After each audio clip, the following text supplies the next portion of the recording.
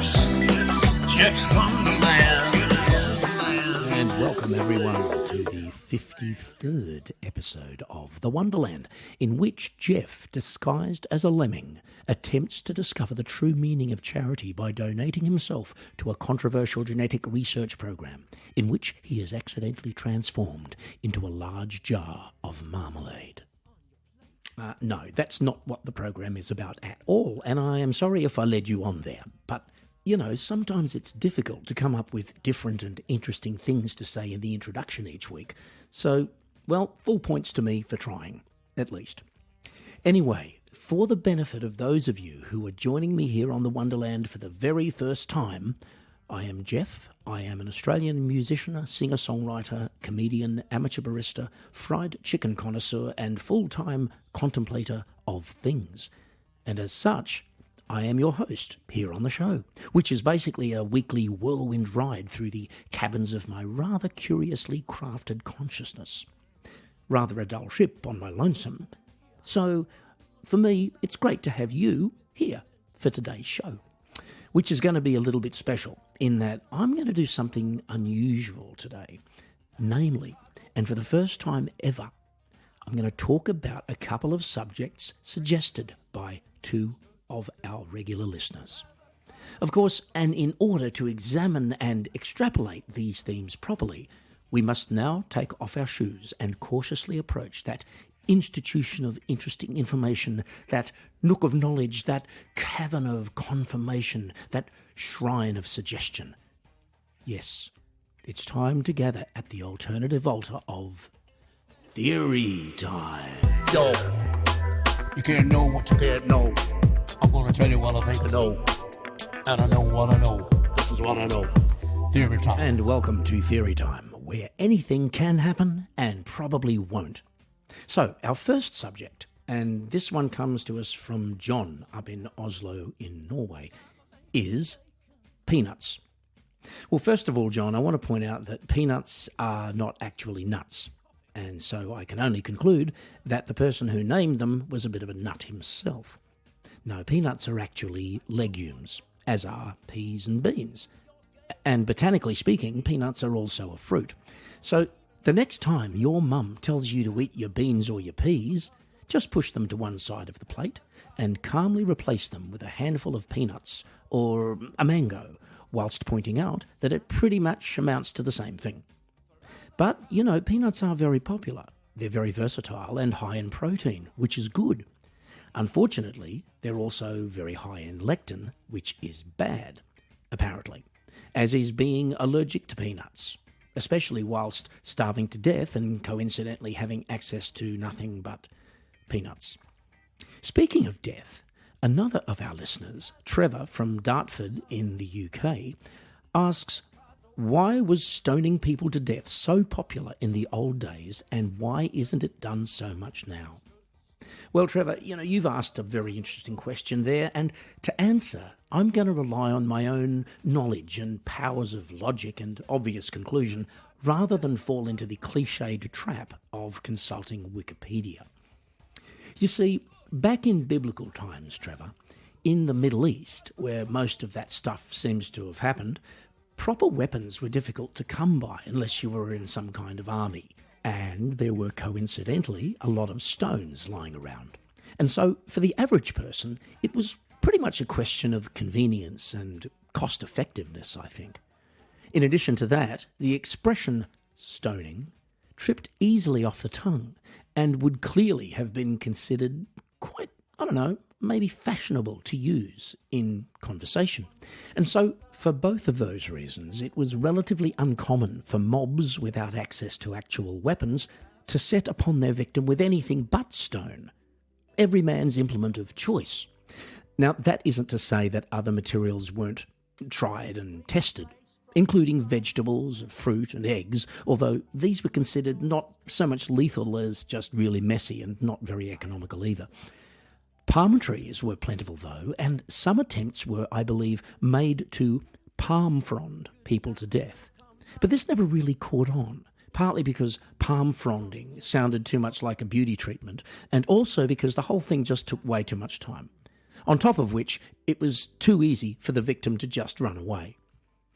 Anyway, look, we don't kill people with rocks anymore, Trevor, mostly because, well, obviously our society is much more civilised now than it was back then, which means, of course, that, there are now so many other more interesting and creative ways to do it. But, I'm actually of the opinion that if random public execution was acceptable nowadays, stoning would still be the most popular choice. Oddly enough, for exactly the same reason as the old days, because it's uncomplicated, it's cheap, and the word stoning just has a certain ring to it. Especially when you consider the possible alternatives. I mean, think about it. It simply doesn't sound very cool to say that you were going out to plastic someone to death, or to wood them to death, or to aluminium them to death. Death by cardboard or paper, polyester or even vinyl, whilst yes, economical to a point, would somehow lose something in translation. And look, I think people would just generally lose interest in the whole idea. So there you have it, Trevor, and if you've got a subject you'd like to hear covered here on Theory Time, folks, drop me a line at www.geoffhealy.com and I'll see what I can do. This is what I know. Theory Time. And that was our unusually quasi-interactive edition of Theory Time for today. So we're going to lighten the mood now with a bit of music as we slide neatly into our Song of the Day segment. Now today we're going to have a listen to a track from a 1994 album of mine called Wait For Me. It's something of a combination of two songs I was working on at the time, and also one of the very first songs I ever played Hammond organ on, and it's called Out of Sight. Take a listen. Somebody's trying to tell me something. Sometimes it's like you're trying to sell me something. You never really talk to me.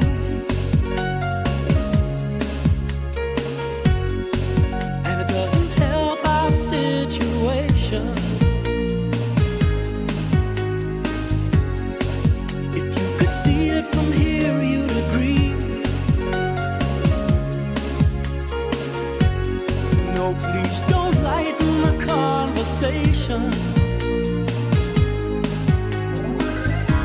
You're always here, but it's like I never see you.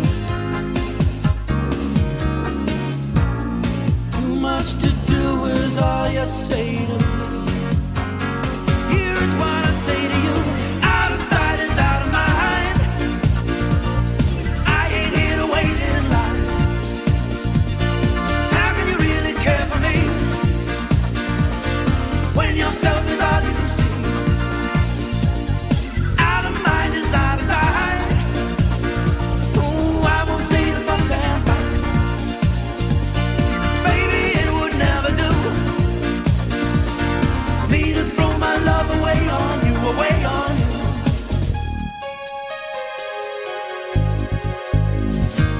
Sometimes I think somebody's trying to tell me something.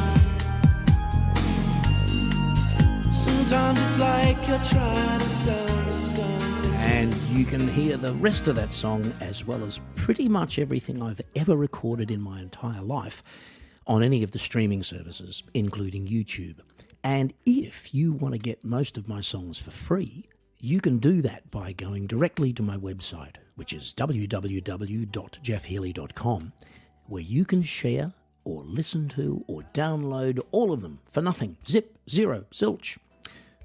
Anyway, the spark and the source of creativity when it comes to songwriting, or I guess for that matter any artistic endeavour, is for me an endlessly interesting thing. Another endlessly interesting thing is, of course, our next segment. So interesting, in fact, that we only run it every 2 weeks because we feel to do so every week might actually result in some kind of, cataclysm or meltdown or something of some kind, which won't be covered by our insurance.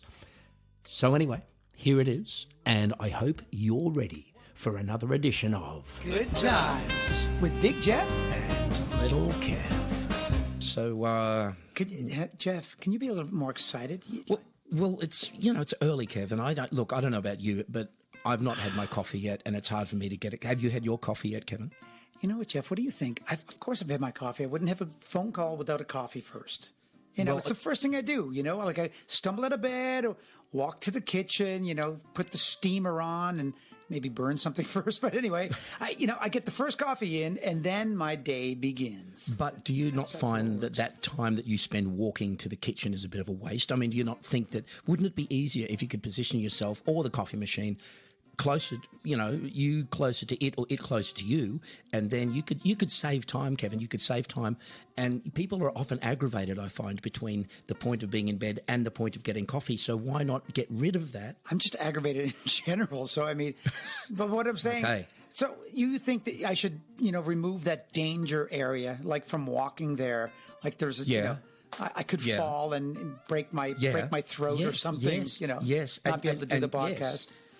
Yeah, and you could say afterwards, if I'd only had a coffee before I fell and broke my whatever. Yeah. But you couldn't say that because you were on your way to the coffee. You know what I mean? So you basically take that risk away. So what is your suggestion? Next to you. What is your suggestion?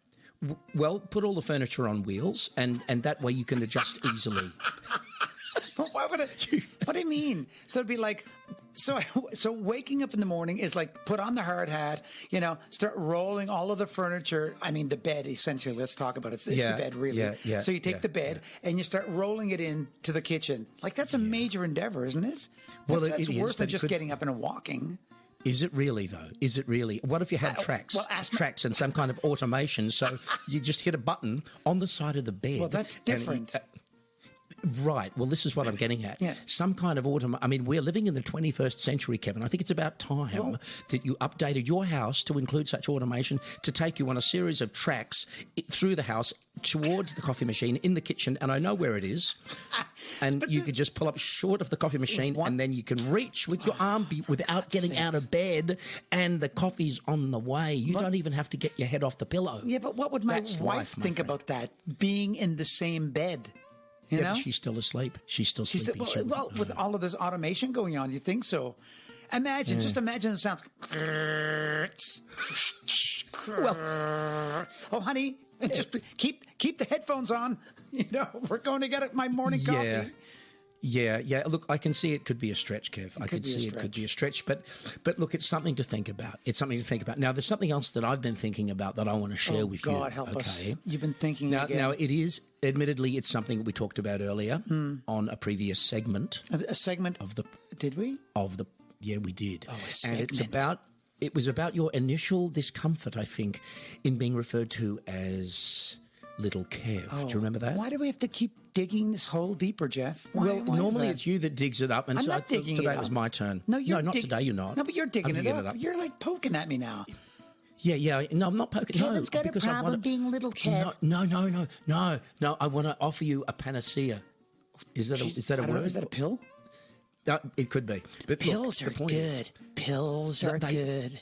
This is what they used to say, and I don't know if they're still right, whoever they are. Dumb and Dumber, from the movie Dumb and Dumber. That's what it's from. There you go. We always end up talking about movies. But look, in any case, we don't. And I've given this some thought, and Kevin, I would be willing to offer you, my friend, the title of Medium Kev. How does that sound? That sounds really underwhelming. Like, what?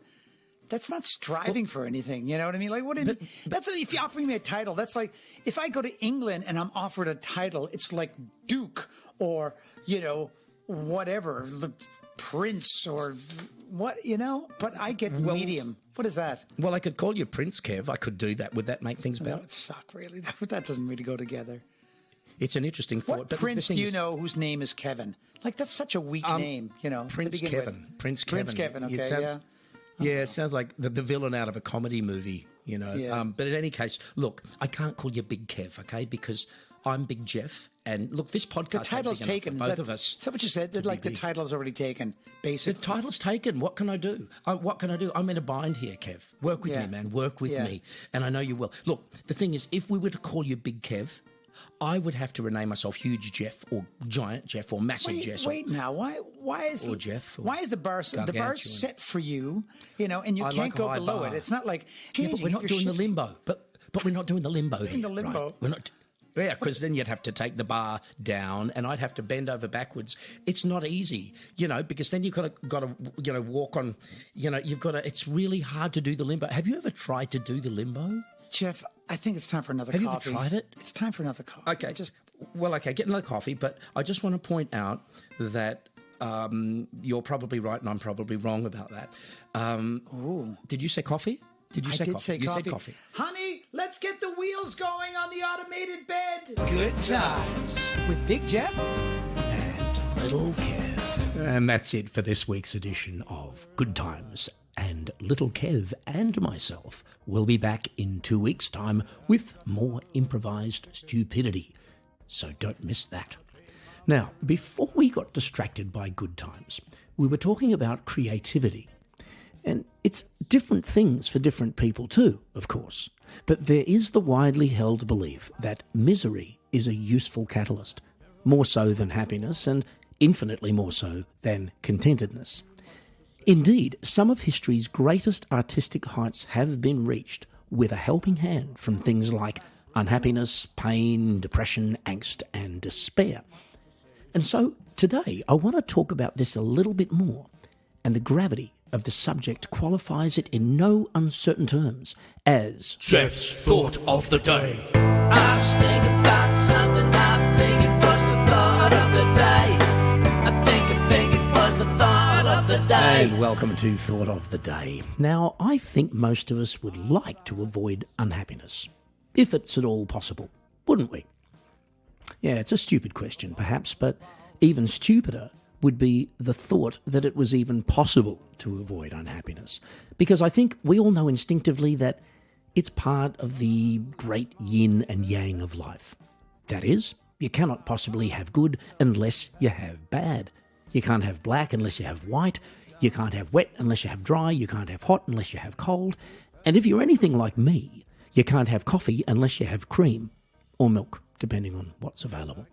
But I think that there might be a different way to deal with unhappiness and negative feelings, at least for some of us, and that is to take a more proactive approach. In other words, I think misery would be generally more easy to handle if we were more deliberately miserable, and not just miserable by accident, as is usually the case. Now, this would be, in my opinion, not quite as difficult as it sounds.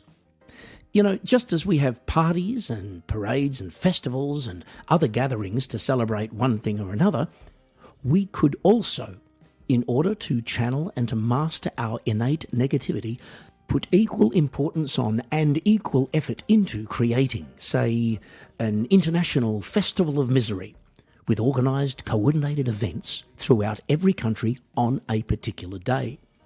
Now, entry to these events would be free, but you would be required to wear extremely uncomfortable and unfashionable clothing to get in. The events themselves could feature non-alcoholic beverages, vegan food, only white fluorescent lights, uncomfortable seating, overpriced rides that only work some of the time, absolutely no music of any kind, and no lavatories or childminding facilities. And then, when these festivals start to pop up in your town or area, as I'm sure they one day will, you too will want to take part in this. You'll want to make a priority of taking part in this unparalleled opportunity for personal growth, secure in the knowledge that finally you're taking control of a huge chunk of your life by actively, consciously, and deliberately choosing misery before it chooses you. And believe me, you'll be writing great rock song lyrics in no time. I think it was the thought of the day. And on that powerful and life-affirming note, we conclude Thought of the Day for today, and bugger me if it's not the end of today's show as well. Thanks for joining me, and as always, I hope you enjoyed today's episode. And if you did, please do hit any positive-looking button you can find there, such as subscribe or follow or like or send Geoff fried chicken and or money. and you'll be assured of a heads up as soon as a new episode is released. Thanks, of course, are also due to Little Kev for his appearance on today's show, and who, as we speak, seems to be attaching himself intravenously to the studio coffee machine. But I'm happy to report, folks, that he is also wearing roller skates, and so my useful suggestions to him during good times were clearly not wasted. Anyway, as I was saying, if you do subscribe to the show or follow it, you won't even have to think about when the next episode comes up.